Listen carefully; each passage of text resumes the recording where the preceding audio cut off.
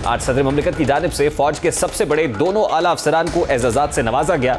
आरिफ अलवी आजकल के सियासी हालात में भी काफ़ी एक्टिव दिखाई दे रहे हैं, क्योंकि यही वो वाहिद शख्सियत है जो बज़ाहिर चाहते हैं कि अपोजिशन और हुकूमत के दरमियान मामलात अफ़ाम व तफ़हीम से हल हो जाएं। बैकडोर राब्तों में भी वो कलीदी किरदार अदा करते दिखाई दे रहे हैं। सदर मुमलिकत आरिफ अलवी ने वफामत और मज़ाकराती पॉलिसी के पेश नज़र ही वज़ीर ख़जाना इसहाक डार से ऊपर तले 3 मुलाकातें की हैं।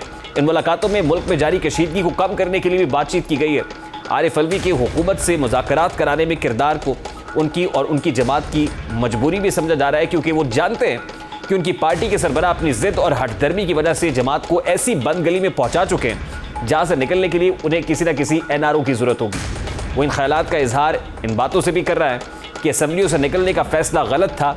सदर मुमलिकत आरिफ अलवी ने निजी TV को इंटरव्यू देते हुए कि अगर उनसे मशवरा होता वो इमरान खान को कौमी असम्बली से इस्तीफ़ा देने से न सिर्फ रोकते बल्कि सूबाई असम्बलियाँ तहलील करने से मना करते। दूसरी जानिब साबिक वज़ीर आज़म इमरान खान की जानिब से अपने लॉन्ग मार्च की नाकामी के बाद सूबाई असम्बलियाँ तोड़ने की धमकी अब उनके गले पड़ती दिखाई देती है, क्योंकि ना तो वो खुद और ना ही उनके दोनों वज़राए आला ऐसा करने के मूड में दिखाई दे रहे हैं। अब सूरत हाल कुछ यूँ है कि दोनों असम्बलियाँ तोड़ने की धमकी का दबाव लेने की बजाय वफाकी हुकूमत की वज़रा मुसलसल इमरान खान को अपने ऐलान पर अमल करने के लिए उकसा रहे हैं। वज़ीर दाखिला राना सनाउल्लाह ने PTI के चेयरमैन को वो दीवाना करार दिया जो खुदकुशी की धमकी देने के बाद छत पर तो चढ़ चुका है लेकिन छलांग लगाने की हिम्मत नहीं कर पा रहा और उसकी कोशिश है कि मोहल्लेदार उसको रोक लें। इस दौरान ऐसी खबरें भी आ रही हैं कि परवेज़ इलाही और इमरान खान के माबैन पंजाब असम्बली तोड़ने पर इख्तलाफात हैं। दूसरी जानिब वज़ीर आला KP के महमूद खान के तर्जुमान ऐलान कर चुके हैं कि पहले पंजाब असम्बली तहलील होगी और फिर KP के असम्बली की बारी आएगी। लेकिन यह भी हकीकत है कि अगले रोज़ एक इंटरव्यू में परवेज़ इलाही ने ऐलान किया कि पंजाब असम्बली कम अज़ कम मार्च 2023 तक तो नहीं तोड़ी जाएगी। अगर ऐसा ही है तो फिर अप्रैल के बाद भले कोई असम्बली तोड़ दी जाए, आइन के मुताबिक वहाँ ज़िमनी इलेक्शंस नहीं होंगे बल्कि असम्बली की मुद्दत पूरी होने पर जनरल इलेक्शंस ही होंगे। यही नहीं बल्कि अब तो हुकूमत और उनके इत्तेहादी इमरान खान को यह भी बावर करा रहे हैं कि नए इलेक्शंस मुकर्ररा वक्त के माह या 1 साल आगे जा सकते हैं। PDM के सरबराह मौलाना फजलुर रहमान, राना सनाउल्लाह, अयाज सादिक समेत कई हुकूमती रहनुमा ऐसी बातें कर रहे हैं। बाकी ये भी सोचा जा सकता है कि अगर ज़रूरत पड़े तो इंतखाबात ज़रा 1 साल आज के लिए मज़ीद मुलतवी करना। इमरान खान सियासत की तारीख गली में दाखिल हो चुके हैं और ये बात उनकी जमात की अक्सरियत को मालूम हो चुकी है। यही नहीं, अब तो उनके कई खैर खा भी और उनको कुछ तहम्मुल करने और सब्र करने का मशवरा दे रहे हैं। ऐसा ही मशवरा कल सीनियर सियासतदान और माहिर कानून एतजाज़ अहसन ने भी दिया, जिनका कहना था कि इमरान खान ने अपने कारकुनान को 9 माह में काफ़ी थका दिया है, उन्हें चाहिए कि अब थोड़ा सब्र करें। खान साहब समझ ही गए होंगे अपने ही वर्कर्स और करिंदों को, अपने ही फॉलोअर्स को थका थका के उन्होंने काफ़ी उनसे खराज लिया है। बेहतर तो उनके लिए है थोड़ी देर रेस्ट दें अपने पार्टी वालों को भी। जब उन्होंने लॉन्ग मार्च ख़त्म किया और इस पर खात्मा होता, इधर परेशानी हुई होती हर तरफ कि ये क्या हो गया यकदम। सियासी तज्जियाकारों के नज़दीक भी हर गुजरते दिन के साथ इमरान खान का 2 असम्बलियाँ तोड़ने का दावा ढीला पड़ता जा रहा है, क्योंकि अगर KP के और पंजाब में असम्बलियाँ डिसॉल्व होती हैं तो वहाँ नए इंतखाबात PDM हुकूमत की निगरानी में होंगे, जो कि तहरीक इंसाफ को काबिल कबूल नहीं होगा। इसलिए इस मामले पर इमरान खान की अपनी पार्टी के अंदर मुस्तकबिल की हिकमत अमली के हवाले से इख्तलाफात पाए जाते हैं।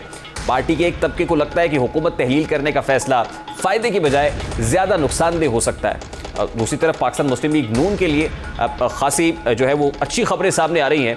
इक़्तिदार की तब्दीली, अदालतों के नर्म फैसलों और लेवल प्लेइंग फील्ड की फ़ज़ा साजगार होने के बाद ऐसे इशारे मिल रहे हैं जो ये साबित करते हैं कि जल्द ही मुस्लिम लीग नून के ताहयात कायद मियां नवाज शरीफ वतन वापस आएंगे। इसहाक डार के बाद सुलेमान शहबाज की वतन वापसी की खबरें भी इन इशारों की बातों को तक़वियत देती हैं। सुलेमान शहबाज 4 साल से बरतानिया में खुद साख्ता जिला वतनी इख्तियार किए हुए हैं, जिन्होंने अब मुल्क वापस आने और अदालतों का सामना करने का फैसला किया है। सुलेमान शहबाज 2018 से लंदन में अपनी फैमिली के साथ रिहाइश पजीर है। जब आम इंतखाबात से कबल कौमी एहतसाब ब्यूरो यानी नैब ने उनके खिलाफ मुतादिद मुकदमा दर्ज किए थे। 28 मई को सुलेमान शहबाज की गिरफ्तारी के वारंट जारी किए गए, जबकि ट्रायल कोर्ट ने रवा साल जुलाई में 16 अरब रुपए की मनी लॉन्ड्रिंग केस में सुलेमान शहबाज और मुलजिम को इश्तिहारी करार दिया था।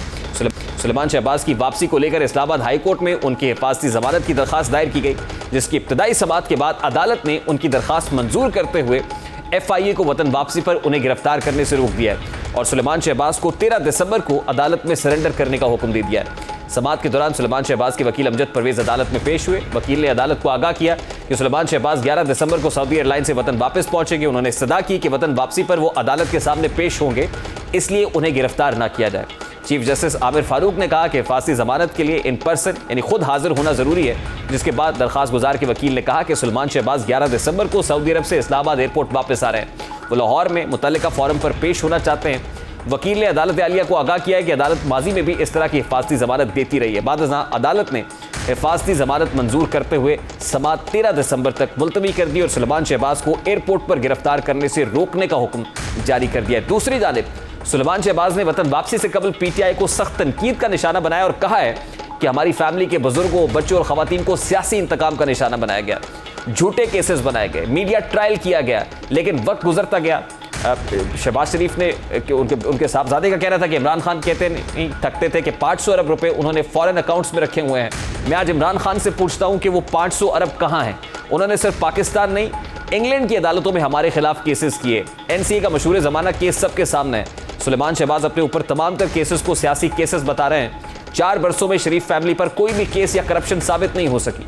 मरियम नवाज अदालतों से बाइज्जत बरी हो चुकी हैं, जबकि ताहयात नाहली के बारे में अदालतों ने अब नरम रवैया इख्तियार किया हुआ है, जिसकी मिसाल फैसल वाडा केस से भी मिलती है।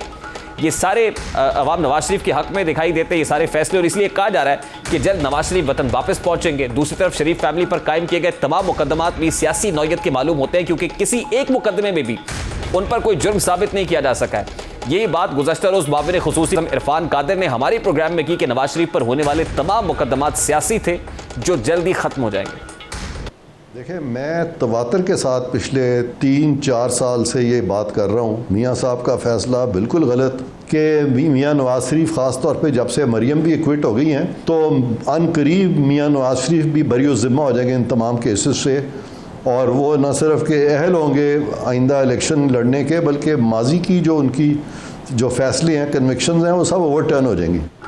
सिर्फ यही नहीं है बल्कि लंदन से भी वज़ीर आज़म शहबाज शरीफ के लिए एक अच्छी खबर सामने आई है। वो अच्छी खबर क्या है, इस ब्रेक के बाद आपके साथ शेयर करेंगे हमारे साथ।